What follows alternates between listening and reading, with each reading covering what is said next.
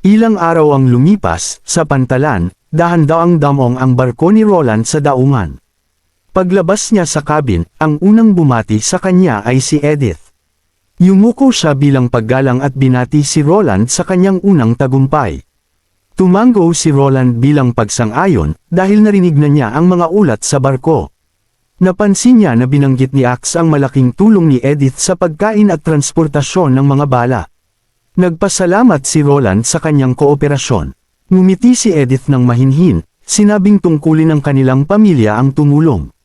Pagkatapos, inanyayahan niya si Roland na pumunta sa kanyang opisina. Idinagdag ni Edith na habang nasa Misty Valley Town si Roland, ang kastilyo ni Earl Hall ang magsisilbing pansamantalang palasyo niya, magagamit niya ito ayon sa kanyang kagustuhan.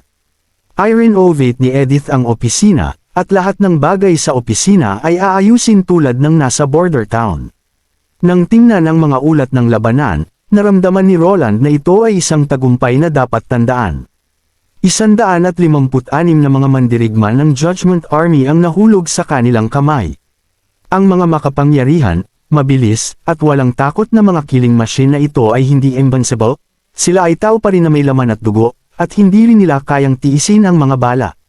Sa kabutihang palad, hindi sila nakasagupan ng anumang mahihirap na Pure One witches sa labanang ito. Tinanong ni Roland ang tungkol sa mga casualty ng unang hukbo. Malungkot na iniulat ni Axe, 6 ang namatay, 40 malubhang na sugatan. Lahat ng nangyaring pagkawala matapos lumapit ang Judgment Army sa panahon ng pagbato ng sibat at kasunod na malapitang labanan.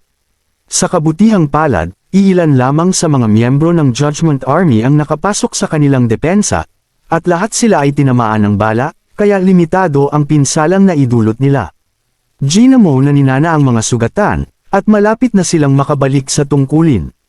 Pumikit si Roland, huminga ng malalim, at pagkatapos ay inutusan si Axe na ayusin ang isang barko upang ilipat ang mga bangkay ng mga nasawing na sundalo pabalik sa Neverwinter para sa libing.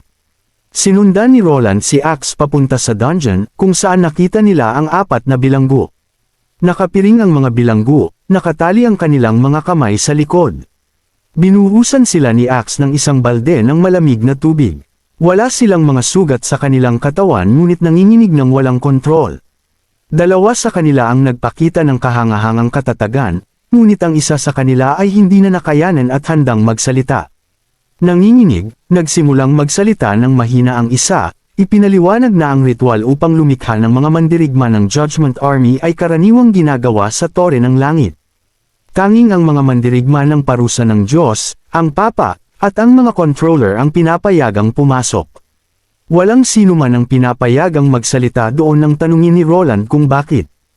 Ipinaliwanag ng pari na makikilala ng mga bagong likhang mandirigma ang kanilang mga controller sa boses, at susundin lamang nila ang mga utos ng mga controller na ito.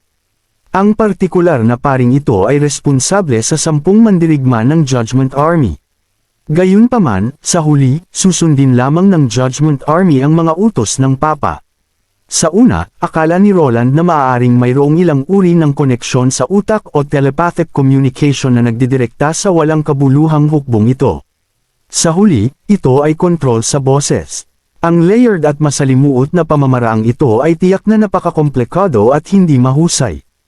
Hindi pa banggitin na ang mga sound wave ay madaling masira. Pinag-isipan ito ni Roland at naunawaan ang pinakamalinaw na kahinaan sa kanilang command structure.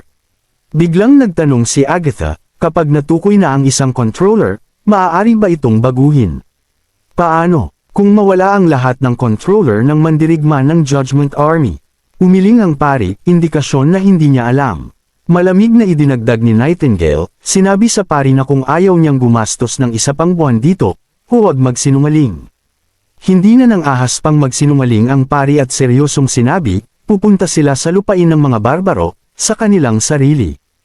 Ang lupain ng mga barbaro ay ikinukwento na destinasyon ng ilang mandirigma ng Judgment Army na nawala ng kontrol noon, at wala pang nakabalik. Nagpatuloy si Agatha sa pagtatanong sa pari tungkol sa pagtatatag ng simbahan 400 taon na ang nakalilipas, kung kilala niya ang pangalang Acaris, at kung narinig na niya ang tungkol sa Federation o City of Tequera. Gayunpaman, gaano man karami ang tanong ni Agatha, hindi makasagot ang pari. Matapos makumpirma kay Nightingale na pagtanto ni Roland na may plano ang pari na patayin ang mga mandirigma ng Judgment Army, at ang pagpapatuloy sa pagtatanong ay walang kabuluhan, kaya naghanda siyang umalis. Bago umalis, tinanong ni Axe, ano ang dapat niyang gawin sa mga bilanggong ito. Malamig na sumagot si Roland, sundin lang ang pangakong ginawa ni Axe kanina. Pagbalik sa kastilyo, naintindihan ni Agatha na ang Judgment Army ay dapat na matagumpay na nabuo pagkatapos ng tuluyang pagbagsak ng Tekera.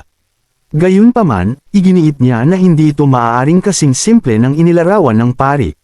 Dahil hindi nito ipinaliwanag kung paano makontrol ng bagong papa ang mga dating mandirigma ng Judgment Army. Nakita niya ring kakaiba na ang mga mandirigma ng Judgment Army ay aktibong pupunta sa lupain ng mga barbaro, na dapat ay nawasak na sa nakalipas na 400 taon at malamang na walang tao. Tumanggo si Roland, ngunit hindi ito mahalaga sa ngayon. Ang mahalaga ay kung ang mga mandirigma ng Judgment Army ay kontrolado ng tunog, maaaring magamit ang kakayahan ni Echo. Umiling si Agatha, sa palagay niya ay masyadong mapanganib ito. Kung lalapit si Echo sa controller, kailangan ni Nightingale na itago siya sa mist. Ito ay mag-iiwan kay Roland na lubhang mahina, anumang purong isa na ipinadala ng simbahan ay madaling makapatay sa kanya. Walang pag-aalinlangan, diretsahang sinabi ni Agatha na mahina at walang kapangyarihan si Roland, ngunit hindi rin siya maaaring mawala. Ang kanyang kaligtasan ay palaging prioridad para sa unyon ng mga mangkukulam. Hindi maiwasang mapait na ngumiti si Roland, hindi sigurado kung pinupuri o minamaliit siya ni Agatha. Binanggit niya na isusuot niya ang Judgment Stone. Umiling ulit si Agatha, sinasabing hindi ginagarantiyahan ng Judgment Stone ang kumpletong kaligtasan, at kahit si Nightingale ay hindi maaaring tiyakin ang kanyang ganap na seguridad. Nang marinig ito, ipinakita ni Nightingale ang kanyang sarili, malinaw na hindi nasisiyahan sa mga salita ni Agatha. Protesta niya, iginiit na hanggat buhay siya, hindi masasaktan si Roland. Hindi na nakipagtalo pa si Agatha, tumanggo lamang at umaasang ganoon nga ang mangyayari. Matapos ang sandaling katahimikan, naisip ni Agatha na ang pag-akyat ni Acaris sa posisyon ng nangungunang 3 upuan ay hindi lamang dahil sa kanyang kakayahan sa labanan. Ang mga taktika at katalinuhan ni Acaris ay mas superior din sa ibang mga mangkukulam. Si Acaris, ang pinakamalakas na mangkukulam sa kasaysayan, ay nakaligtas sa Federation mula sa bingit ng pagbagsak ng maraming beses. Kung wala siya, hindi sana nakatiis ang Tekera ng matagal. Sa kabila ng lahat ng ito, ang tunay na punto ni Agatha ay ang Judgment Army, na inaasahan ni Acaris bilang tagapagligtas ng mga mangkukulam, ay hindi dapat nagtapos sa ganitong paraan. Nanlamig si Roland, nagtataka kung sinasabi ni Agatha na ang kasalukuyang Judgment Army ay maaaring hindi katulad ng 400 taon na ang nakalilipas. Hindi alam ni Agatha mismo, dahil ang lahat ng ito ay haka-haka lamang niya. Kinilala niya na ang eksaktong nangyari sa Federation ng mga mangkukulam pagkatapos ng pagbagsak ng Tekera ay marahil ay alam lamang ng simbahan. Kahit na pagkatapos ni Agatha na umalis, si Roland ay nanatiling malalim sa pag-iisip tungkol dito. Nagtaka siya, ang Judgment Army ba ay talagang nilikha lamang upang makagawa ng isang makina ng pagpatay? Habang malalim ang iniisip ni Roland, biglang na-activate ang magic seal ng komunikasyon ni Nightingale. Iniulat ni Lightning na ang mga kaaway na nakastasyon sa hangganan ay umatras. Idinagdag ni Maggie na ang mga kaaway ay lahat ay tumatakbo sa direksyon ng banal na lungsod. Hindi napigilan ni Nightingale ang mapangiti, at sinabing tila natakot ang kanilang mga kaaway. Ito ay walang alinlangang magandang balita. Ang susunod na mga hakbang ay ang mapabilis ang paghuhukay ng mga trench at ilikas ang mga malapit na residente, mga gawaing ipinagkatiwala ni Roland kina Axe at Edith. Samantala sa banal na lungsod ng Hermes, sa loob ng Sky Tower ng katedral, natanggap ng 2 arsobispo ang balita at natahimik. Isang puwersa ng 1300, kabilang ang 300 warriors ng Judgment Army, ay nabigo na sumulong. Ang pinuno ng operasyong ito ay isang may karanasang Judgment Knight na nanalo ng daan-daang laban ng arsobispo. Ang ganitong mga pagkatalo ay hindi maisip, kahit na nahaharap sila sa mga demonyo hindi sila dapat nagdusa ng gayong malaking pagkalugi. Isang sundalo ng Judgment Army ang dumating upang iulat na gising na si Archbishop Soli. Pagkapasok sa silid, narinig ng 2 arsobispo ang sigaw ni Soli, na humihingi na makita kaagad si Pope Nain. Isa sa kanila ang humiling kay Soli na kumalma at ipaliwanag kung ano ang nangyari. Malamig na idineklara ni Soli na lahat ay isang bitag. Nanginginig habang inaalala ang mga firearms ni Roland, iginiit niyang kailangan niyang iulat kay Main kaagad. Bahagyang itinaas ni Archbishop Elf ang kanyang boses, pinaghihinalaan na sinusubukan ni Soli na iwasan ang responsibilidad. Sinabihan ni Soli na sinubukan niyang pigilan ang balita ng kanilang pagkatalo. Habang akmang magsasalita si Taffan, bumukas ang pinto sa likuran nila. Pumasok si Zero, ini-inform sila na gusto silang makita ng Papa. Sinuportahan ng dalawang sundalong hukom, si Soli ay nagtungo sa lihim na silid, bagaman gusto ng ibang mga arsobispo na sundan sila. Pinigilan sila ni Zero. Ipinaliwanag ni Zero na ang Papa ay nag-aalala lamang tungkol sa posibleng paglabas ng mga lihim ng Judgment Army. Nagtataka, tinanong ng dalawang arsobispo kung anong mga lihim ang tinutukoy niya. Nang hindi nagdetalye, ngumiti lang si Zero, lumingon, at umalis. Nakaupo sa wheelchair, tinanong ni Zero si Soli kung paano niya ipapaliwanag ang pagkabigong ito. Inamin ni Soli na ang pagkatalo ay dahil sa kanyang sariling kapabayaan. Sa isang sandali ng pag-aalinlangan, ipinahayag niya ang kanyang pagnanais na maging isang mandirigma ng Judgment Army. Nagulat si Zero, tinanong kung bakit niya isusuko ang posisyon ng arsobispo upang maging isang papet. Masigasig na argumento ni Soli na ang bawat mandirigma ng Judgment Army ay isang matapang at matatag na sundalo. Nabigo si Soli sa mga namatay sa battlefield na nagdulot ng hindi masukat na pagkawala sa simbahan. Naniniwala siya na ang pinakamagandang paraan upang magbayad sala ay ang sumali sa kanilang mga hanay at itama ang kanyang mga pagkakamali. Tumawa si Zero at sinabi kay Soli na malamang hindi papayag ang Papa sa kanyang kahilingan. Pumilit si Soli na kaya niyang kumbansihin si Main, ngunit umiling si Zero.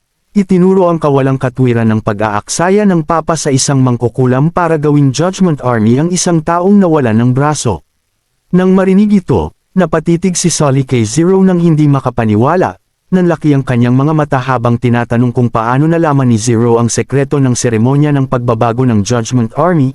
Tinanong niya kung sinabi sa kanya ng Papa ang sekreto na ito. Dahan-daang lumingon si Zero, ngumiti at inihayag na hindi niya kailangan si Main upang sabihin sa kanya ang mga bagay na ito dahil siya mismo ang Papa.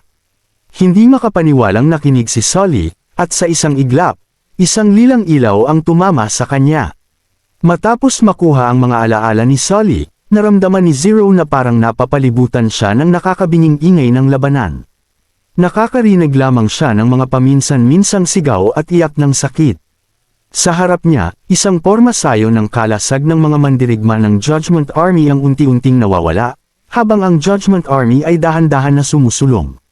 Bago pa man sila makasulyap sa kanilang kaaway, malaki na ang pinsala sa hukbo ng simbahan. Ang malalaking kalasag na dala ng Judgment Army ay subok na. Kahit ang mga armas na ginamit ni Timothy ay hindi makapasok, ang mga sandata ni Roland ay tumagos sa kalasag na parang mantikilya. Wala nang nagawa si Soli kundi ang mag-utos ng isang buong pag-atake. Ang Judgment Army ay napakabilis, mas mabilis pa sa mga kabayo. Ngunit nahulog sila tulad ng trigo sa harap ng karit. Ang mas nakakatakot ay wala sa kanila ang makakita kung saan nanggaling ang mga pag-atake. Biglang tinamaan si Soli, dumadaloy ang dugo mula sa kanyang balikat, at kung saan dapat ang kanyang braso, wala nang natira. Biglang naputol ang mga alaala sa puntong ito. Biglang binuksan ni Zero ang kanyang mga mata at sa wakas ay naunawaan niya ang nangyari. Naintindihan din niya kung paano nakaya ni Roland na maanggat ang kanyang sarili mula sa pagiging isang Panginoon ng isang bayan sa hangganan hanggang sa maging bagong hari ng Grey Castle. Naintindihan niya kung paano niya nagawang talunin ang mga kabalyero ng duke at ang galit na hukbo ng pangalawang prinsipe sa maraming laban, at maging ang pagsakop sa kabisera ng kaharian sa loob lamang ng isang araw. Kinagabihan, sina Tilly at Ash ay sumama kay Ivy sa kanyang silid upang malaman ang higit patungkol sa Bloodfong. Narinig din ni Ivy ang nangyari sa Slumbering Island. Nang malaman niyang ipinagkanulo ni Skyflame si Annie sa mga noble sa utos ni Hedy, nagalit siya ng husto. Gayunpaman, sinabi ni Ash, na nakatayo sa likod ni Tilly, na naparusahan na si Hedy, at pinatay ni Ash si Skyflame, na lumaban sa Slumbering Island. Unti-unting huminahon ang mahigpit na kamao ni Ivy, at bigla siyang nakaramdam ng pagkalito. Dahil wala ng paghihigantian, ano ang dapat niyang gawin? Isang mabilis na pagkagambala. Gusto ko lang ipaalala sa lahat na ang nakita nating si Annie sa huling video ay hindi ang tunay na si Annie. Ito ay isang ilusyon na nilikha ni Shadow gamit ang kanyang kakayahan. Ito ay isang setup matapos makuha ni Tilly ang lihim na sulat mula kay Roland. Gusto nilang makita kung may itinatago talaga si Hedy. Walang nakakaalam kung nasaan si Annie ngayon. Balik tayo sa kwento. Lumapit si Tilly, hinawakan ang kamay ni Ivy, at ipinahayag ang kanyang pag-asa na matutulungan ni Ivy ang Slumbering Island na bumangon muli. Ang natitirang mga miyembro ng Bloodfang ay nalinlang din ni Hedy tulad ni Ivy. Walang pag-aalinlangan, tumanggo si Ivy, sumang-ayon na tulungan si Tilly. Medyo nagulat si Tilly na agad siyang pumayag. Tungkol naman sa dapat gawin ni Ivy, medyo simple lang ito. Kailangan lang niyang kausapin ang ibang mga miyembro ng Bloodfang Association tungkol sa kanyang kwento at kay Annie. Ipapalabas ni Tilly sa lahat ang mga krimen ni Hedy. Kapag tuluyang nawala ang simbahan, magpapadala si Tilly ng mga tao sa kaharian ng Wolfheart upang hanapin ang mga mangkukulam na ikinulong ng mga noble. Kung buhay pa sila, si Roland ang magiging responsable sa pagsadyap sa kanila. Tumanggo si Ivy, gagawin niya ang lahat ng kanyang makakaya upang tabyusan ang kanyang kasalanan. Naalala si Annie, tumulo muli ang luha ni Ivy. Inilahad ni Tilly ang kanyang kamay, at pinunasan ang luha ni Ivy. Tigil ang emosyon, sinabi ni Ivy na okay lang siya, medyo pagod lang. Matagal na tinitigan ng ikalimang prinsesa si Ivy bago umalis ng silid kasama si Ash. Nakaupo si Roland sa kanyang mesa, binabasa ang mga ulat mula sa frontlines. Ang mahabang oras ng pagtatrabaho kamakailan ay nagparamdam sa kanya ng pagkahilo. Walang shower o kuryente dito, lahat ay napaka-inconvenient. Inilapag ni Roland ang ulat, balak na kuskusin ang kanyang mga mata, nang may isang pares ng malambot, hindi nakikitang mga kamay ang lumapit sa kanyang noo at sinimulang dahan-daw ang himasin ang kanyang mga noo. Kumatok ang isang personal guard sa pinto upang iulat na may isang babaeng gustong makita si Roland. Kahit na pinigilan siya ng mga guard, lumuhad ang babae sa lupa at tumangging umalis. Binanggit ng guard na nakita niya ang babae ng 2 beses sa araw na ito at sinasabi na siya si Mrs. Wimbledon. Halos masamid si Roland sa kanyang tiyan nang marinig ito. Alam niyang hindi pa nakapunta ang dating ika-4 na prinsipe sa Northern Territory, kaya paano siya magkakaroon ng kasintahan dito? Naramdaman ang emosyon ni Nightingale, umubo siya ng 2 beses at pagkatapos ay inutusan ng guard na papasukin ang babae.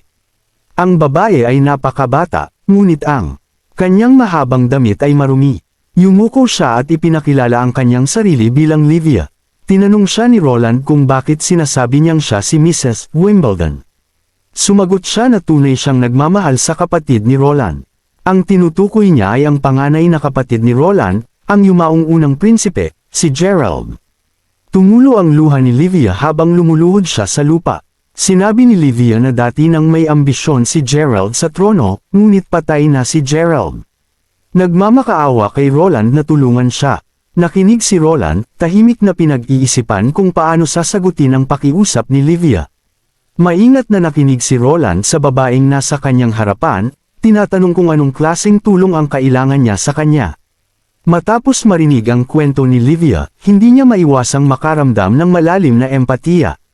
Bilang commander ng hukbong hangganan, si Gerald ay bumibisita sa Northern Territory bawat taon upang tulungan ang simbahan sa pakikipaglaban sa mga demonyo. Sa isa sa mga paglalakbay na ito, nakilala niya si Livia, isang babaeng taga-tavern, at hindi inaasahang nagmahalan sila. Siyempre, dahil sa katayuan ni Livia sa lipunan, hindi sila nagkaroon ng opisyal na kasal. Pagkamatay ni Gerald, napilitan siyang bumalik sa kanyang papel bilang isang babaeng taga-tavern. Ang may-ari ng tavern ay hindi nasiyahan sa kanyang biglaang pag-alis noon, at kamakailan ay sinubukan pang ang pilitin siyang maging kanyang concubine. Lumuhad si Livia sa lupa, same time na nagmamakaawa kay Roland na tulungan siyang umalis sa tavern. Inisip ni Roland si Gerald. Wala silang relasyon ni Gerald, inaapi siya ni Gerald simula pagkabata. Gayunpaman, naalala ni Roland na tila hindi pa nasasangkot si Gerald sa anumang iskandalo o may mga kasintahan noon. Tahimik ding sinabi ni Nightingale kay Roland na lahat ng sinasabi ng babae ay totoo. Nagpasya siyang tulungan si Livia, ang isang babaeng nakatiis sa mga paghihirap at naghihintay ng may pasensya ng pagkakataon upang iligtas ang sarili ay talagang kapuri-puri. Inaanyayahan niya si Livia na lumipat sa Western Territory, nangangako na bibigyan siya ng pagkain, tirahan, at isang tahanan. Gayunpaman, nag-alangan ang babae at pagkatapos, sa isang mas malambot na boses, ipinahayag ang kanyang pagnanais na huwag umalis sa Northern Territory. Bumulong si Nightingale sa tainga ni Roland, nagmumungkahi na maaaring nag-aalala si Livia na may ibang motibo si Roland. Para sa mga ordinaryong tao, ang itsura ni Livia ay pwedeng ikumpara sa kalahati ng kagandahan ni Edith, na maaaring dahilan kung bakit sinubukan siyang pilitin ng may-ari ng tavern. Tumayo si Roland at sinabi kay Livia na ipaalam niya kay Calvin na ayusin ang pagdadala sa kanya sa malapit na lungsod. Lumuhad muli si Livia, nagpapasalamat sa kabaitan ni Roland. Bago siya umalis, mahina niyang sinabi na kailangan niyang umuwi ngayon at hindi pwedeng manatili sa kastilyo. Huminga ng malalim si Roland, napagtanto na mayroon pa ring maling akala si Livia sa kanya, ngunit hindi na siya nagsalita pa, simpleng inutusan ang kanyang personal guard na ihatid siya pabalik. Nang makalapit si Livia sa pinto, biglang tinanong ni Roland kung may anak sila ni Gerald. Nagulat si Livia, tumigil siya sandali bago lumingon upang sumagot, sinasabing hindi niya naibigay ang anumang bagay kay Gerald. Matapos umalis ang personal guard kasama siya, nagpakita si Nightingale, sinasabing, nagsisinungaling si Livia sa kanyang huling sinabi. Napansin din ito ni Roland, naiintindihan na napipilitin si Livia sa may-ari ng tavern dahil marahil sa kanyang anak. Mahina niyang tinanong si Roland kung gusto niyang imbestigahan si Livia. Siyempre, wala namang intensyon si Roland na saktan ng isang inosenteng ina at anak. Ngumiti siya kay Nightingale at tinanong kung paano niya balak imbestigahan. Dahan-daang sumagot si Nightingale na gagawin niya ang lahat ng ipapagawa ni Roland sa kanya. Hinawakan ni Roland ang kamay niya, at inilagay ito sa kanyang balikat, sinasabing kung ganoon, gusto niyang ipagpatuloy ni Nightingale ang pagmasahe. Tumangala si Roland kay Nightingale at, ngumiti ng malumanay, tiniyak sa kanya hindi siya magiging isang taong pinakayayamutan ni Nightingale. Samantala, sa banal na lungsod, lumapit si Isabella kay Zero, ngumiti, at sinabi na tila nakaharap si Zero sa isang mahigpit na kalaban. Hindi sumagot si Zero ngunit itinuro ang mga residente sa ibaba at tinanong si Isabella. Ano ang hitsura nila? Naguluhan si Isabella. Para bang kinakausap ni Zero ang sarili niya, sinabi niyang ang mga taong ito ay maliit at ignorante, tulad ng mga langgam. Masyado silang abala sa buong araw, ngunit hindi nila alam kung bakit nila ginagawa ito. Inilahad ni Isabella ang kanyang mga kamay at sinabi, wala itong kinalaman sa kanila. Pumikit si Zero at walang ekspresyong sinabi, marahil ganoon din ang tingin ng mga Diyos sa kanila. Naglalaan ang kanilang sarili sa mga madugong labanan, at pagkatapos ay namamatay ng nalilito. Tinatanong ni Isabella kung ano talaga ang gusto niyang sabihin ni Zero. Ngumiti si Zero at isang hindi pa nakikitang liwanag ang kumislap sa kanyang mga mata. Nararamdaman niya na isang hakbang na siya papalapit sa banal na kalooban. Kung malalamon niya si Roland, ang pagkakataong manalo sa banal na digmaan ay tataas pa ng 50%. Naniniwala si Zero na ipinadala ng Diyos si Roland sa kanyang tabi. Narinig ni Isabella ang tungkol sa labanan kamakailan, kung saan nawalan sila ng 150 sundalo ng Judgment Army, habang halos hindi nasaktan ang kalaban. Pinaalalahanan niya si Zero na huwag kalimutan ang kanilang layunin. Kahit natipunin ni Zero ang lahat ng kanyang lakas at talunin si Roland, hindi sila makikinabang dito. Masasaktan lang nila ang magkabilang panig, hindi pa banggitin na ang buwan ng mga demonyo ay kalahating taon na lang ang layo. Walang ekspresyong tinanong ni Zero si Isabella, ano ang gusto niyang gawin. Walang pag-aalinlangan na sinabi ni Isabella, ang pagtalo sa demonyo ang kanilang tunay na misyon. Gusto niyang kausapin ni Zero si Roland ng direkta, sabihin sa kanya ang katotohanan at ang kasaysayan ng banal na digmaan. Ngumiti si Zero kay Isabella at tinanong, paano kung hindi ito? Paniwalaan ni Roland. Hindi siya nag-antay ng sagot at patuloy na sinasabi na si Roland ay isang mortal lamang. Mahina sila, walang lakas, at may maikling buhay. Ang isang karamdaman ay maaaring kumitil sa kanyang buhay. Hindi nila maaaring iasa ang kanilang pag-asa sa isang taong ganoon. Nag-alangan si Isabela. Tiningnan ni Zero si Isabela at sinabi sa kanya na siya ang talagang paborito ng mga Diyos. Sa isang malakas na tono, binigyang diin ni Zero, hindi pa siya nabigo. Ang libo-libong kaluluwa na kanyang nalunok ay maaaring magpatotoo. Ayaw nang makipagtalo ni Isabela.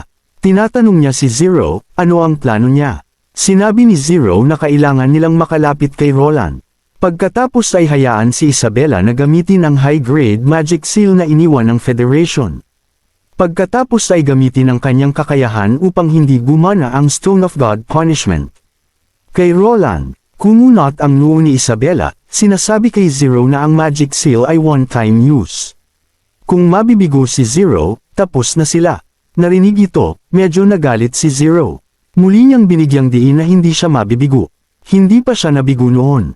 Hanggat nakikipagtulungan si Isabela sa kanya, garantisado ang tagumpay. Ngunit bago iyon, kailangan nilang maghanap ng paraan upang mailabas si Roland sa harap ng linya.